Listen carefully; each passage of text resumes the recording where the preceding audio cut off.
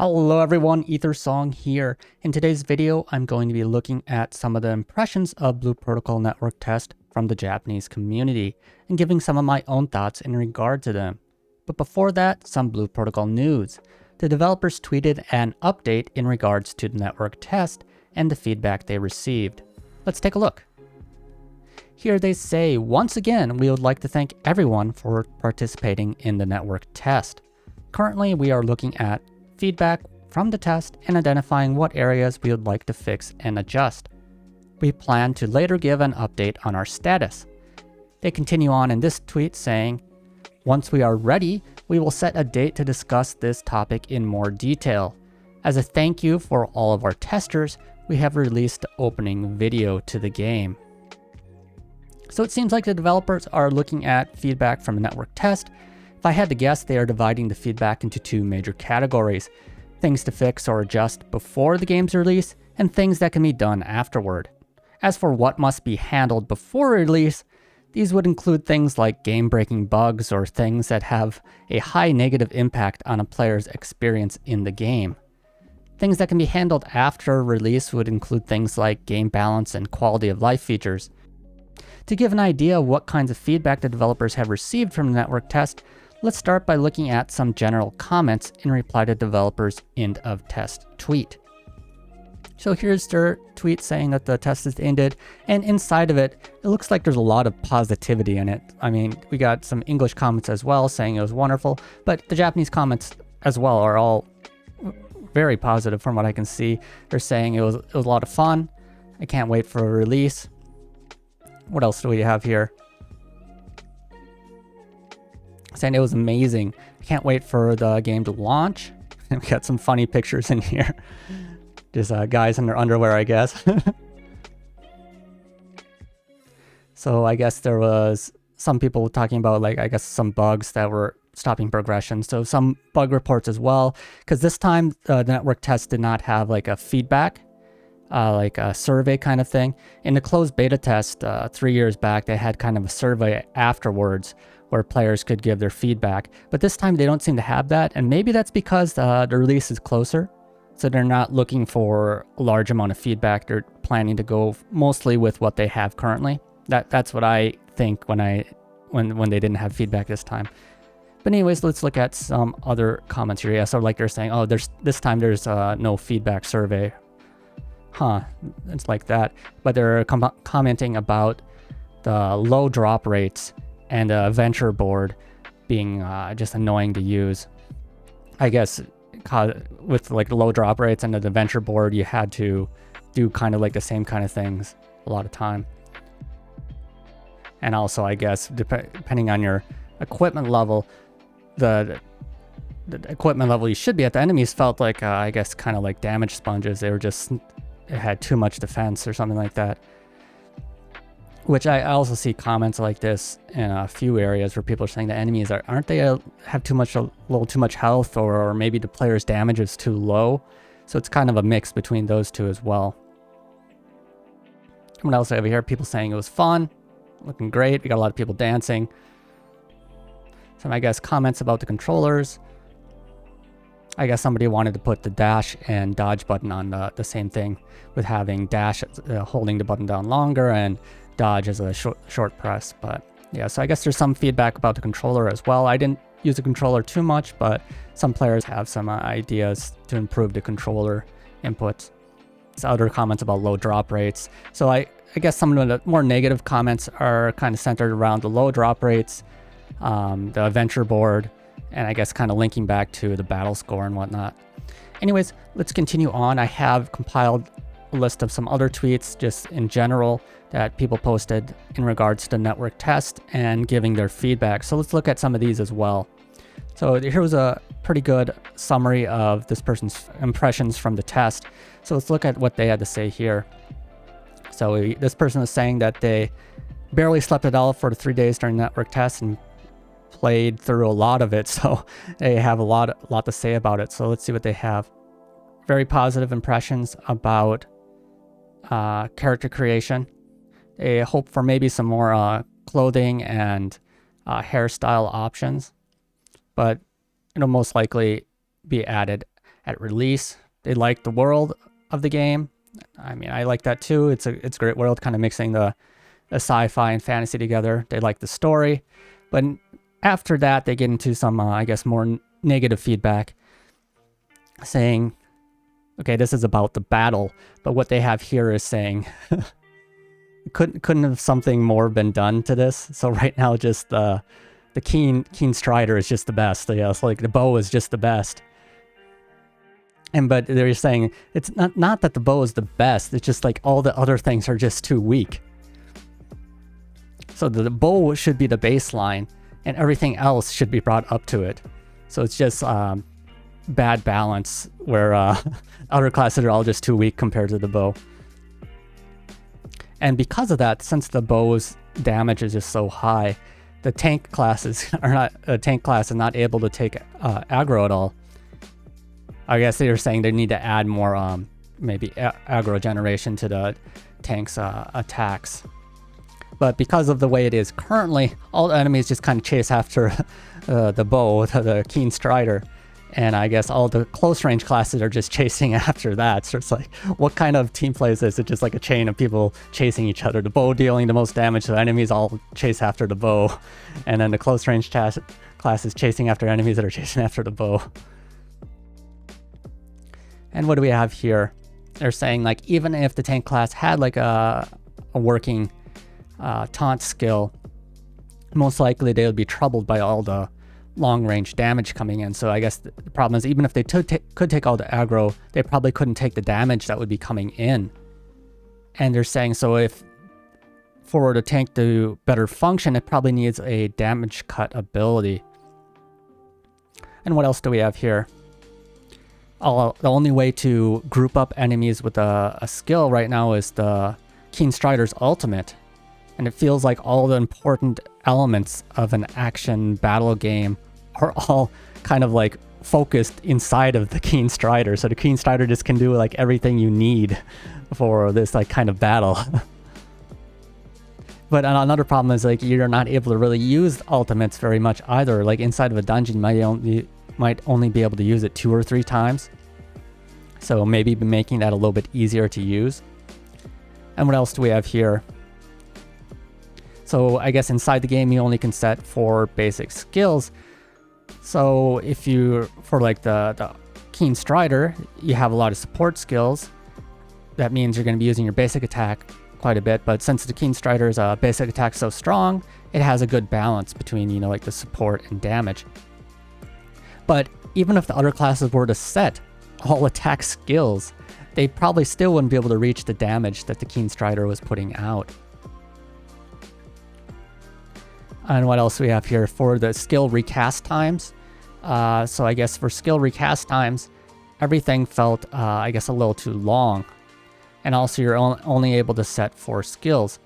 So what ends up happening is you're mostly just using your basic attack. And since the Keen Strider's basic attack is one of the strongest ones, it comes out ahead because of that. Now we're looking at some other class comments. I guess the Aegis Fighter, or was it Blade Warden in the Amazon edition, saying despite being a tank, it's not able to take aggro. It's just because the damage and healing from the archer also affect, I guess the damage and healing also affect aggro generation for enemies. And since that's what the Keen Strider's doing, the Keen Strider ends up taking so much of the aggro from the enemies. So the Keen Strider ends up being the tank. So despite having a shield, Aegis Fighter or Blade Warden is not able to really even use it too much.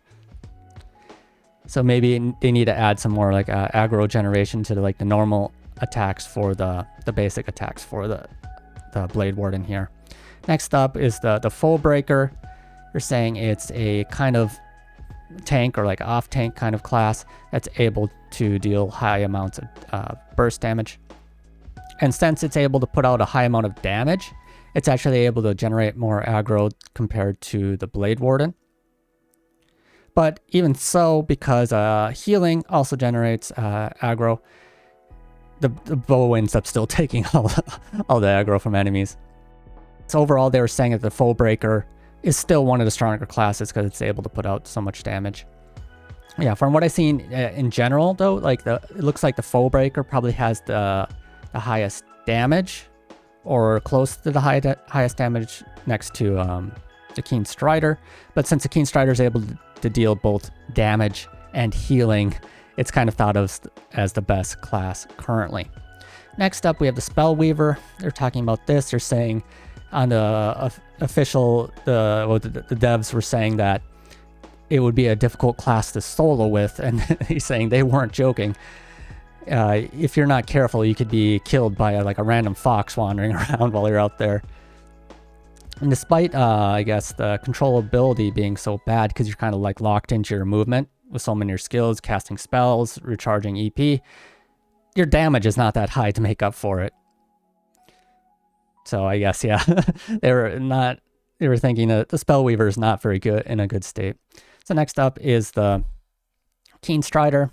They're saying currently the best class, but they're not saying that it's just like too powerful, just like everything else around it's too weak. And also, Keen Strider is able to deal damage, healing, support. It can basically do anything, and it can attack while moving. And also, compared to the Spellweaver, it's also good at soloing. And what else we have here? Twin Striker. They're saying that it was supposed to be a class that had high damage and was a life stealing to kind of stay in the battle, but its damage is not actually that high, and the amount of life stealing it can do is also not very high, so it's not really something to take into account. Yeah, I guess because of the Keen Strider taking so much aggro on and running away, you ended up kind of chasing after the enemies. Yeah, so I guess that's just kind of the general feel. So overall, in regards to the classes, you're thinking that including the Keen Strider, they should just raise the amount of damage all the classes are doing. And I think this also kind of links back to just the enemies. Yeah, they're saying this right here, but the enemies just like felt like they had too much health. They take too long to defeat. And I think that's a lot of kind of a feeling that a lot of players had, where you're just kind of wailing on an enemy and you're taking forever to kill it. And I think to some extent, raising the health of enemies made the dungeons feel better, because then you just don't like rush through it. You actually have some resistance, but maybe they had that balance that they need to find some more. So maybe raising the damage of the classes could kind of help the feel of the game a little bit better. And they're also saying that for the close range classes, the 3 close range classes, they should have some kind of short recharge ability to close distances between enemies. Because I guess with like some areas, if you're like in a area for like farming enemy drops, if you're a close range class, enemies could just die before you could even reach it. And for quests, there's a lot of quests, just like gather X of however many things. And if it's just like a specific quest item, that for that quest only, things pop up right away. But for things that aren't like that, there's really low drop rates. And it made it feel like an old online game. So it's kind of like a game from the past. Which for some people might be good, some other people might not be the best. And what else do we have here? We're continuing on with the quests. So I guess if that was for, they were saying if this was the case for a quest that you didn't have to do, I mean, that would be fine, but you have to do this to improve your equipment, and it's kind of like a path you can't avoid. So you're having to get these low drop rates for required quests. If it was low drop rates for things that weren't required, it wouldn't be so much of an issue. So I felt like this person had a good perspective of like all the classes and how things are currently, and also talking about the drop rates. Let's look at some other comments here. We have a large variety of feedback from the test. So another one saying, yeah, I guess the low drop rates was a problem. And also not being able to gather without getting off your mount was annoying. Yeah, I guess for like the adventure board, kind of like you had to do the same things multiple times. But they're still looking forward to release.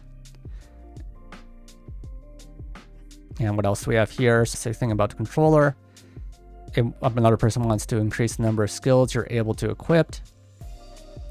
With the Aegis Fighter, they're saying that it felt too stiff when you're doing a counter. And also the counter direction, you kind of like counter in the direction of the camera, which is a problem.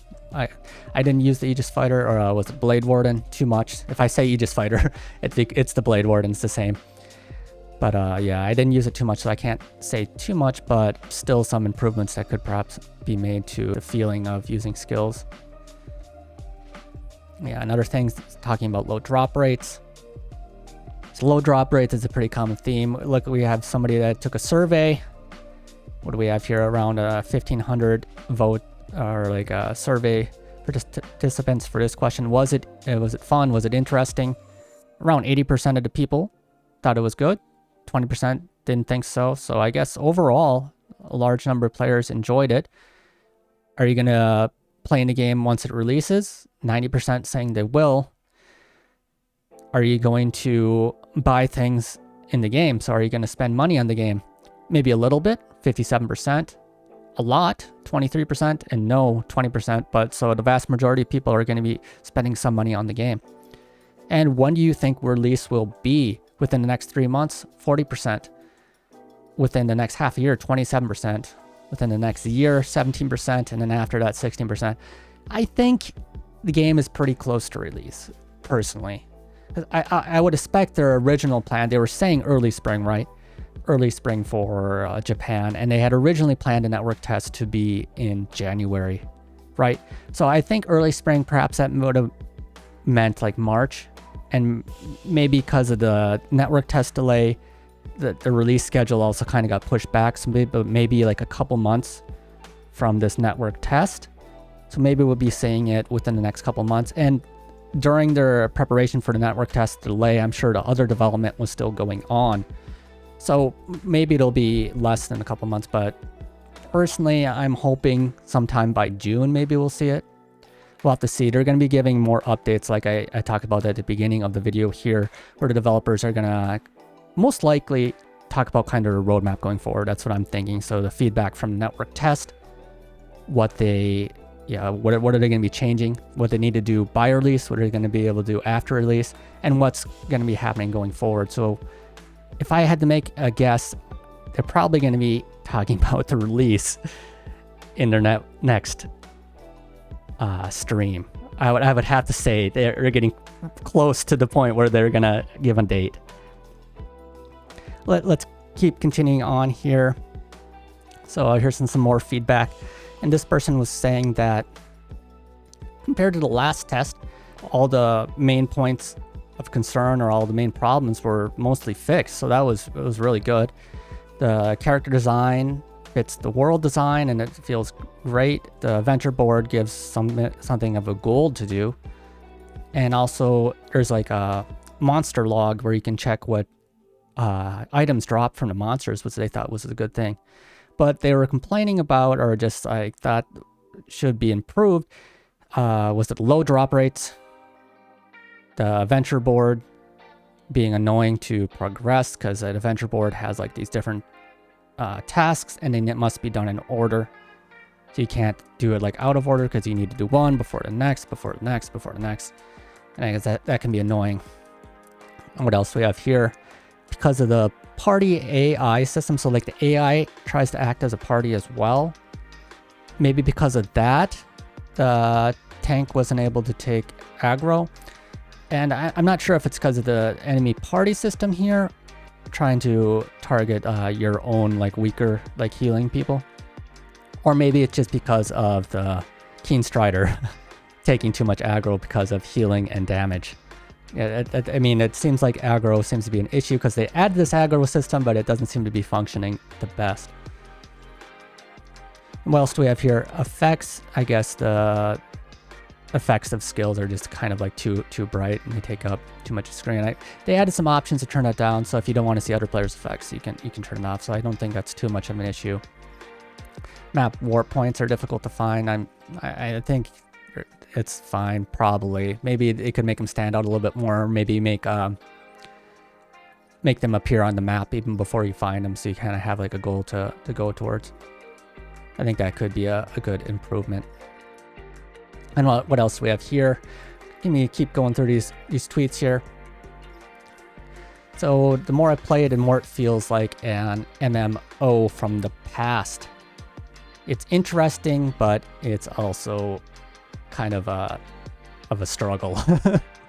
You have these boost items and low drop rates, and it revives. It brings back trauma from the past, right? Yeah, so I could kind of see how that would, you have like these items, right, that are that increase enemy drop rates, and these were given out during the network test. But even with these with this drop rate item activated, the drop rates were abysmal. Like you weren't getting anything. But I think this is something the developers are going to be focusing on. So hopefully these aspects will be improved. And I think, yeah, if they want to target a kind of a more casual user base, slightly increasing, like increasing drop rates a little bit, might be able to bring in more users, which can be important from a monetization kind of standpoint if they want more players to come into the game. If so many players quit right away because of, I guess, bad drop rates and things like that, they're going to end up losing money. So it's kind of the balance between, player retention and also getting the players to spend the money. But yeah, overall, there was a lot of different comments. There was one in particular down here that I wanted to look at because it was one that garnered the most feedback. Oh, here's another one about the spell weaver. So I had a few things about the spell weaver. Somebody saying that like the normal attacks do just about as much damage as the spells. So like, why would you spend time standing still to cast spells when you could just do normal attacks? So it seems like the best way to use the spell weaver is just to have your lightning orb turret shooting things while you do normal attacks. What is the meaning of a spell weaver? Yeah. I mean, I kind of feel that. I would have here, they're talking about the spell weaver's damage as being garbage. Even doing like was a ice burst to an enemy like solo barely does any damage. And this is just like super low damage even to an enemy below. I think this, what is it? They have a battle score of 930 and are attacking like a low level enemy. So they're level 15 or so in like this video here. And they're attacking like a level 5 enemy. And they're barely doing any damage with their ice spell here. And also the ice burst barely does any damage itself as well. So it feels like if the point of the spell weaver is to do these elemental bursts, it doesn't seem to be paying off currently, right? Because you can do the elemental burst, but the amount of time you spend trying to build up this elemental burst and the payoff you get for it is just not there. I mean, if you're just doing damage, like straight up damage, you probably could have already killed the enemy right away, right? So I don't know. Maybe it's better suited towards like a bosses, the elemental burst and whatnot, which, I mean, being able to stop a boss is pretty good, but still, if you just had a little bit more damage, that seems like it would be better. And here's another thing. This one also, another person talking about the spell weaver. They're saying, aside from Fire Blast, all the damage skills were just too low. And also, if they're planning to have the spell weaver doing these like elemental buildup and whatnot, they should maybe increase the amount of elemental buildup you're doing.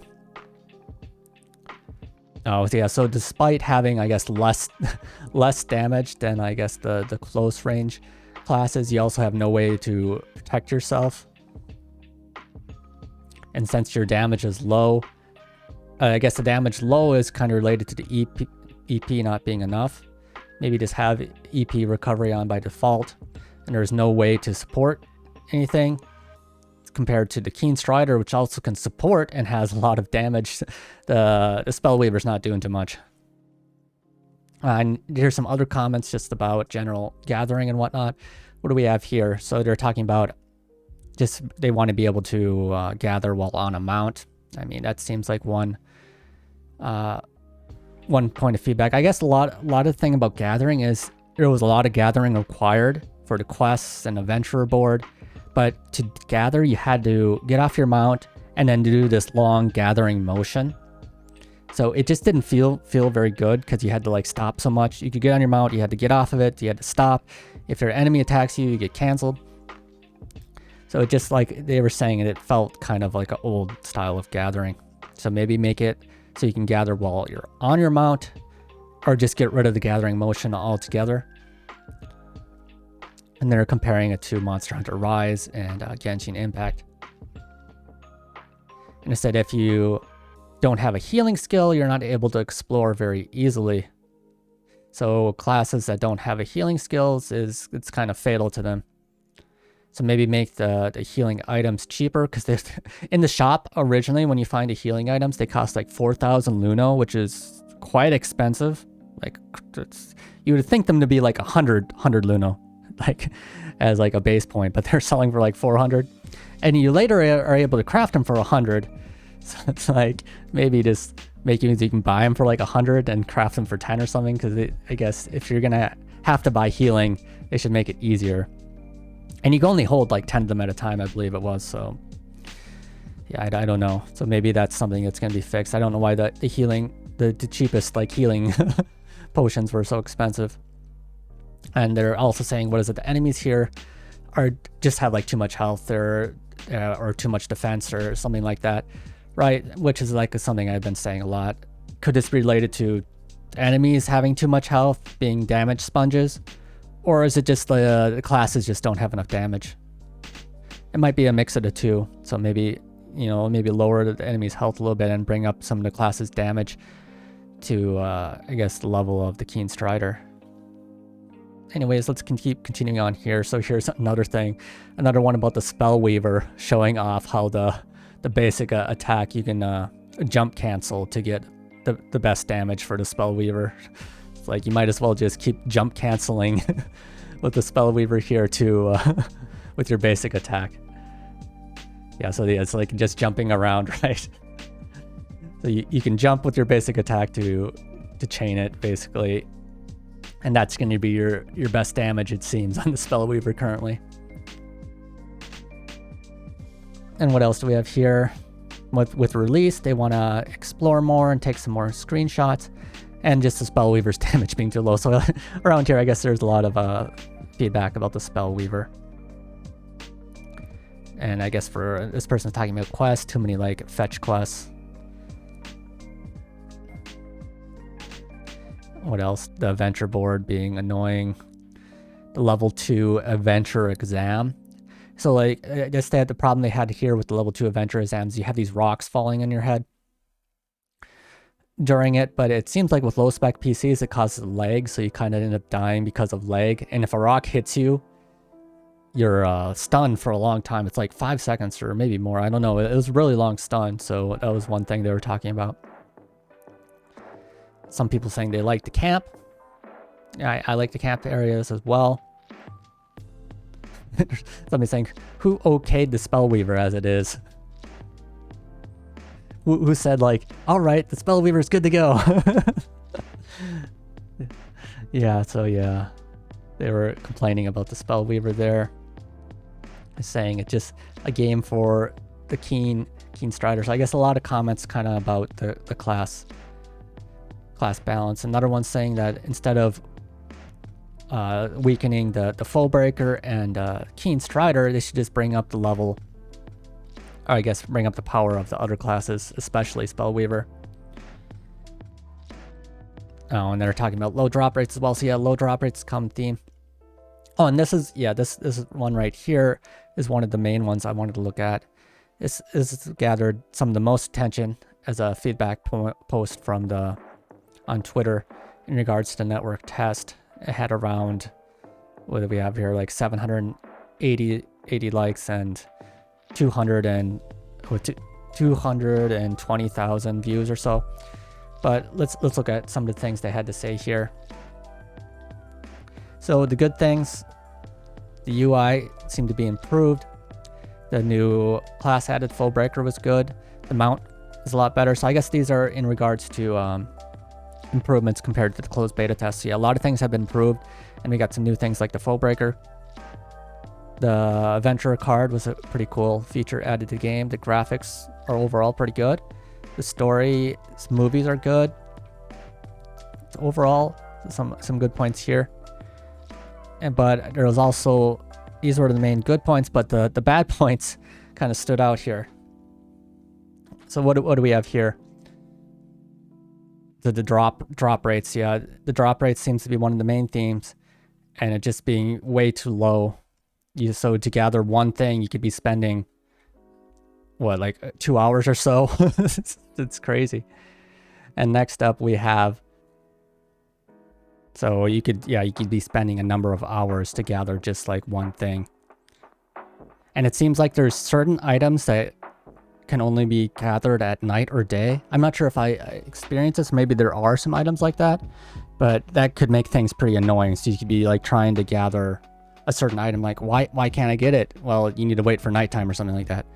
And I guess if they made that obvious, maybe like in a text dialogue or something like that, that could be good. But yeah, having to wait or something like that, that could be a problem. And next up is a battle score. You're saying just like the idea of the battle score is just kind of problematic here. The problem is you're not able to really continue on until you raise your battle score.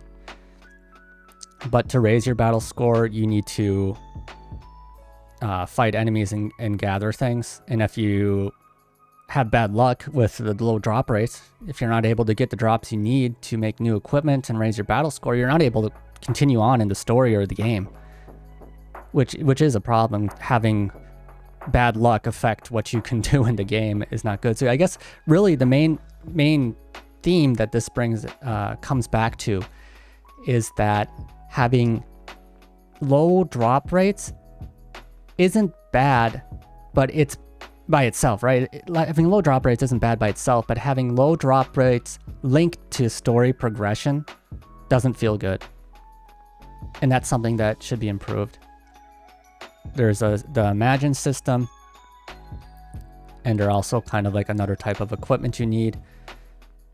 But this also requires gathering materials. Oh yeah, so what they're saying here is that so even if you raise your battle score, you have like a higher battle score than even like other players around you. If you're lower level than the enemy you're fighting, your damage gets reduced. So even by raising your battle score, depending on like what level of enemies you're fighting, your damage can be reduced. So it's like, what is the point of the battle score? If you raised it so high, you're able to, it says you're able to do this content now. For like example, a dungeon. I went to one of the dungeons. I had like I switched to a second class, right? The Foe Breaker, and I was able to craft some equipment earlier on because I had the materials already ready. So I was able to have a high battle score early, but my level was so low that even if I entered that dungeon, the amount of damage I was doing was low. So it seems like you need to find some better kind of balance between the battle score and the scaling between the levels in your enemy. So like if the enemies are high level, you're barely dealing any damage, even if the game is saying that you should be able to do this content. So it seems kind of counterintuitive. It's like you actually need to raise your level to be able to do damage to these enemies, but you need to have your battle score high as well. It's kind of confusing and roundabout. So yeah, I guess they need to kind of improve those parts of the game. Another thing this person was saying was the benchmark software. So they're saying, what was the point of the benchmark software? So like in towns, it was only getting around 30 FPS, and I guess with certain battles between 120 and 20. So like they're saying, what is 20 FPS? And it seems like the GPU is only being used for about 3% on the first day and then 12% on the next day. But even despite that, the fans are spending quite a bit. So I don't know, maybe it's CPU bound or some things. I think the town mostly CPU bound, but it's not optimized the best currently. So that's why a lot of people have pretty low frame rate inside the main town. Yeah, but some other points this person was bringing up. Class balance is dead, but whatever, they said. And the Spellweaver and Twin Striker were weak. The Spellweaver in particular. And they had a lot to say about the Spellweaver here. So to be able to cast spells, you stop. You need to stand still, but your damage is low. Like lower than other classes. And you have this specific resource gauge for your class, so you need to use that, but everything is weak. And if you take damage while casting a spell, you get canceled. And after casting a spell, you also have you're kind of defenseless as well. There's a little bit of time before you're able to kind of like move around.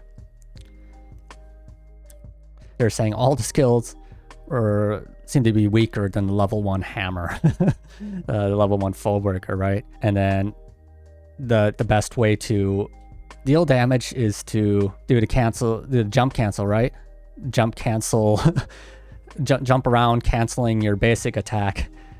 And like, what is this? What class is this? You're just like jumping around like a rabbit, using your basic attack. Is this supposed to be a magic class? It just I guess probably the main problem here is your skill damage is so low that you end up using the basic attack to deal damage, and the best way to use the basic attack is to do the jump cancel, and it just ends up not looking very good, right? So you don't really see the point of casting spells if you're going to get more DPS from jump canceling. You just turn on your lightning orb, deal damage, and use your basic attacks, right?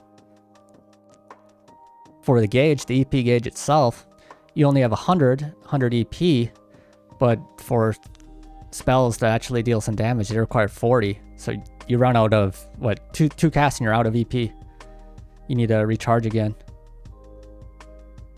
But and end to end, even if you use like a spell like that, you're going to be losing to the basic hammer attack, which is I guess kind of sad. Maybe some balance is needed. It kind of feels strange, the state of the Spellweaver currently. And next up, they're talking about Twin Striker, and Twin Striker also seems to be kind of weak. Despite, I mean, I was originally thinking the Twin Striker was going to have like the highest damage, right? Because, it looks like it's going to be like the highest damaging class with the combos and multiple attacks. But that doesn't seem to be the case. It seems like Fullbreaker and Keen Strider are the strongest. And the Twin Striker is not dealing too much damage, it looks like. And then the Fullbreaker, it's supposed to be like a sub-tank, but it's dealing more damage than the Spellweaver and the Twin Striker. It's just like, why is a sub-tank dealing so much damage compared to these classes that are supposed to be like your main DPS? And then you have the Keen Strider. So the Keen Strider is just about as strong as the Fullbreaker, but it's a ranged class and it can also heal. It can basically do anything, right? And then he's talking about to be able to gather items, you need to damage things. But if you're a close range class, things can be killed before you even get to damage the enemy in like certain farming spots. Let's continue on and see what else they had to say. Mounts, being able to gather while mounted would be nice. Low drop rates, and some other things like that. But overall, it seems like class balance, low drop rates, adventure board, battle score, those are some of the main things that are standing out to players. But all right, so let's continue on. So those were some of the things that were mainly on Twitter. But next up, I went through some YouTube comments as well, or not comments, but YouTube videos as well, and looked at what thoughts they had, right? What thoughts they had in regards to network test. And I broke them down as well. So let's look at this. So let's begin by looking at some parts of the game that were positively received. So one of the main topics I saw praised in the game was about the well-crafted world and environments. Compared to the closed beta test, the graphics of the game and other features were largely improved. In particular, the background scenery and field areas. Faraway scenery had a sense of depth and scale to it, and many areas had varying elevations, allowing players to look out across the fields. There were also many large objects and ruins placed in the world, offering beautiful screenshots wherever you may go. The lighting with night and day was also well done, with the feel of maps changing greatly with passing time. The background music was also well matched with the world. The main city was very detailed and filled with many narrow alleys and shops. The temple at the top of the town and the beach connecting to the expansive ocean were also sights to behold. Beyond that, the cutscenes in the story were also like watching something from an anime film and were very high quality. The characters in the game were unique and had a variety of expressions. One's character also had many customization options and blended seamlessly in with the world, even talking throughout the story. Other features like side characters assisting you through dungeons and being able to interact with animals also made the world more immersive. These points of praise are all things I largely agree with. I think the world, the design, and the characters are some of the main things that make Blue Protocol so great. The next point of praise I saw was the online multiplayer aspect of the game. Blue Protocol really stands out compared to games of similar style like Genshin Impact. There can be up to 200 players in the main town, and a large number of players can also be encountered in the field areas. Unique bosses also regularly spawn, bringing players in the zone together. Furthermore, even with many players fighting at once, such as the 30-player raids, the game had good performance. In addition, matchmaking for various dungeons or raids was also very fast. Another important point I saw brought up was how the developers showed how much they care about player feedback. Many of the aspects of the closed beta test that were largely criticized were vastly improved. For example, mounts used to have an energy system that drains down, and once it ran out, you couldn't use a mount again until you returned to town. But now you can ride your mount wherever without issue. Also in the closed beta test, the inventory sizes were very small, and collecting items in the field forced players back to town frequently. But now collected items get sent back to a near infinite storage. Players will rarely have to worry about bag space now. Beyond that, there were also various settings in the game to allow players to customize their experience how they like. For example, what effects are displayed can be adjusted based on who they are coming from and what effects they are. This makes what's happening in the battle a lot easier to see. All these things really come together to show that the developers care about the players' opinions of the game and want to make a game that players will enjoy. Next, let's look at some parts of the game that were badly received. First up, the part of the game that seemed to be most negatively received was the progression system. In particular, how adventure rank, battle scores, quests, adventure boards, and drop rates tied together. In most games, players can continue the main story as they please, but in Blue Protocol, there are certain roadblocks along the way. In order to progress, you will need to raise your adventure rank and battle score. For example, you need to raise your adventure rank to unlock more quests, equipment recipes, and raise your maximum level. If you're at adventure rank 2, you won't be able to get above level 10 until you get to adventure rank 3, which will raise your level cap to 15 and so on. As for the battle score, this is a score given based on all types of equipment you have. In order to participate in a variety of content, including dungeons and continuing the story, raising one's battle score is a must. These various factors can make it difficult to understand how to continue progressing. For example, battle score is not only affected by your weapon, but also Battle Imagine and Enhance Imagine. Higher levels of these items are needed to be equipped to increase your battle score sufficiently. But to unlock new Battle Imagine or Enhance Imagine recipes, completing adventure boards is often required.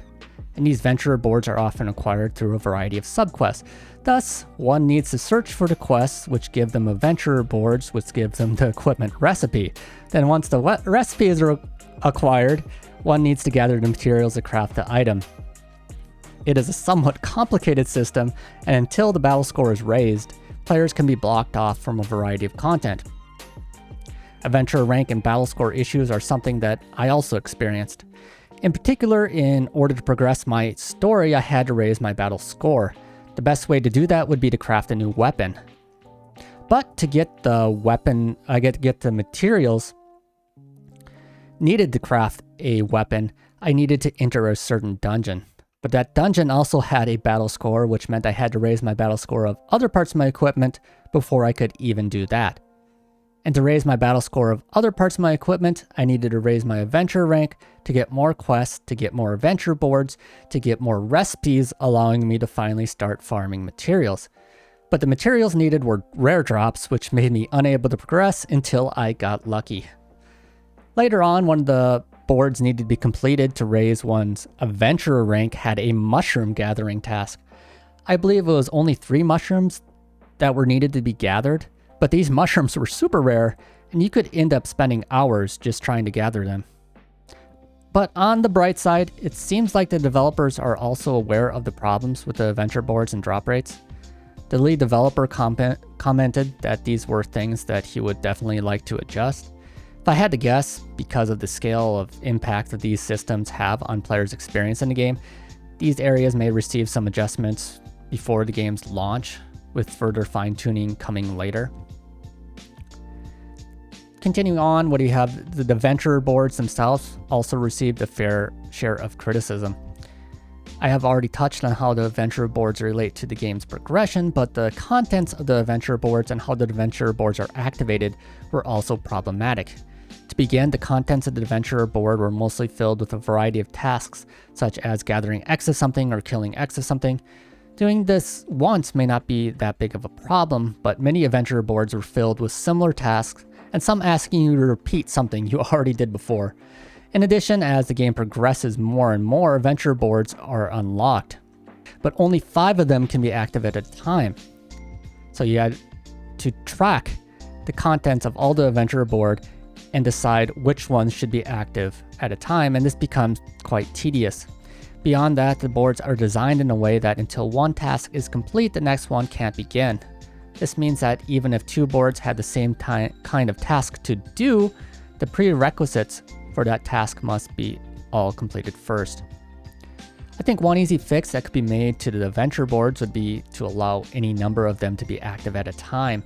That way it could make it easier to complete adventure board tasks passively while playing, and still allowing players to more actively focus on certain boards if they choose. The developers also stated that they would like to make adjustments to these boards, so it will be interesting to see what kinds of changes they will make. The next negatively received aspect of the game were drop rates. Once again, these link back to progression in the game.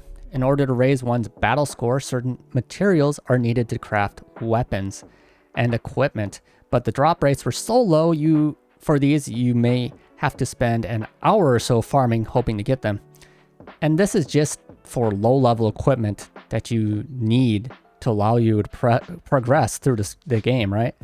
I feel like the low drop rates themselves aren't a problem, but they are a problem when they are heavily linked to progression, especially at low levels. For better or worse, Blue Protocol seems to be taking a stance similar to online games of old, with many materials having low drop rates like this. However, this is a topic, I guess this is another topic that the developers have stated that they are looking at, so we'll have to see how much this improves. Next up is a topic of bad UI. A number of YouTubers I watched commented on the UI and menus being hard to understand. When using the main menu for the first time, it can be difficult to judge where to equip certain items, mounts, skills, or outfits. In many games, you are able to do it directly from one's inventory, but Blue Protocol has specific menus for equipping each type of item. And after selecting each item, a confirmation button needs to be clicked to apply it. For me personally, I didn't have too many issues with the UI, but since people are talking about this, perhaps some improvements to the UI UX will be made. One potential way to more easily fix this issue would be to provide some explanation windows for new players about how to use the menu. In any case, I think these UI adjustments are not as high priority, and if they receive changes, it'll most likely be after the game's launch. Next up, class balance in the field of classes was another topic that was discussed. There were YouTubers who felt like the Spellweaver needs looking at. Another complaint I heard in regards to other classes was long cooldown time for skills. I imagine the developers intend players to mix in the 4 different types of basic attacks between skills to add more variety to combat, but perhaps cooldown times are something that will be looked at. Overall, the Foe Breaker seems to be doing the largest DPS currently, followed by the Keen Strider, who can deal both damage and give party support. One negative feedback about the Blast Archer, however, was free aiming with the controller. Using a mouse to aim, there was no real issue, but when using a controller, the camera sensitivity and the aim sensitivity with using the bow was the same. so it was difficult to aim for enemy weak points.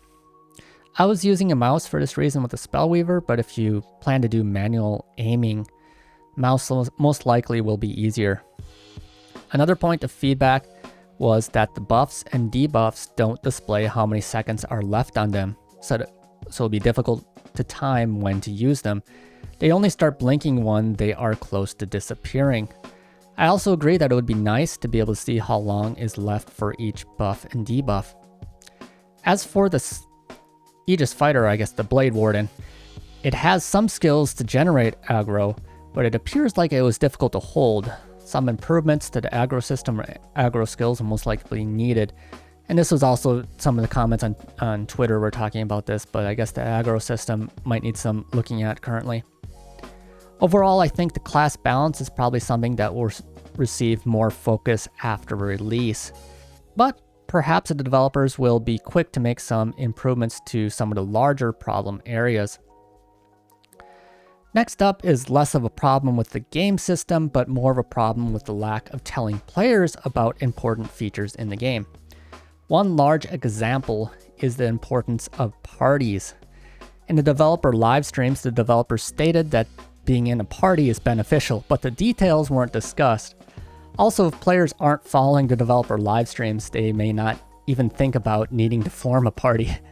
Even me, who follows the streams closely, knew that being in a party is important, but I couldn't remember the details as to why. I remember them talking about, yeah, it's important to be in a party, it's good for you to be in a party, it's a good thing, but why was that again? And I couldn't remember why. Now, this discussion may be more important for close range classes, but there are certain materials needed to craft weapons in the game. To get these materials, the goblin ones in particular, there was a farming area where many players gathered to kill enemies as they spawn. However, if you are a close range class, you may not even be able to hit an enemy before it dies. Now, you may be asking, how does this relate to being in a party? The answer is that if you are in a party and within a certain distance of a party member, if that party member kills an enemy, you can get experience even if you didn't damage that enemy. Thus, by forming a party, it makes it easier for all party members to share experience and drops from enemies, even if each party member didn't directly attack each enemy. It feels like the game could do a better job at explaining the benefits to being in a party. Also, there was a quick party feature to match up with other players who had it enabled, but it seemed like no one was using it. I think I only found a party with it once during the whole network test, and I was turning it on quite a bit, so whenever I saw other players around me, I tried turning that quick party feature on. Maybe if they had a way you could have it automatically turned on by default where you're going, and maybe there is that feature, I don't know, but I was turning on manually every time, but I could rarely find a party with it. But yeah, but perhaps other testers didn't know about this quick party feature. Overall, it seems like the network test was more or less positively received. Many players are looking forward to its release and can't wait to start playing. However, there are also many players with more critical feelings towards the game, some even going to say that the game was quite horrible and not fit to release. They're saying that they should go back to development for more and more time. I don't particularly agree with that. I think they spent quite a bit of time on the development, and they should maybe just get the game out the door now and then make improvements as they go along. I think with a lot of online games, the beginning state of the game is not the best, but the improvements they make along the way is like for the future. So like even like Final Fantasy XIV, it was not very good at the beginning, but they improved it quite a bit. And I think the same could be done with Blue Protocol. You get the game out and then start making improvements to the game. But I guess one thing to worry about, right, is if the state of the game at the beginning is too horrible, people's first impressions of the game, if they are bad, they just think, well, that's a bad game, I don't want to play that. And then I guess that gets spread around and everyone thinks, well, that's a bad game, why would I play it? And then they lose their player base and then the game dies. So having a baseline level, to put the game out is important. So I can kind of understand both opinions, but I think it was pretty good overall. So these negative opinions seem to be mainly linked back to adventurer ranks, battle scores, adventurer boards, and low drop rates. And I think the good thing about this, however, is that the developers have also said that they have taken notice to these problems. Drop rates can be fixed by adjusting numbers. The other systems can be adjusted by making some slight changes. None of these areas look like they would need a drastic overhaul to fix, which means that the main problems for the game can be rather easily improved. As such, I am optimistic about the future of Blue Protocol. It seems like the developers are looking at feedback like this currently and preparing the development roadmap towards release and beyond. I, for one, can't wait to hear what the developers have to talk about. And that brings me to the end of this video. It was a long one. I was looking at a lot of feedback. I guess I had a lot to say myself, and there was a lot of opinions out there about the game. Tell me if you like more casual videos like this where I just kind of go through a lot of things, talk a lot. I had a fun time kind of looking through this, and I'm looking forward to the game's release. So yeah, let me know what you think about this in the comments, and I hope to see you in the next video.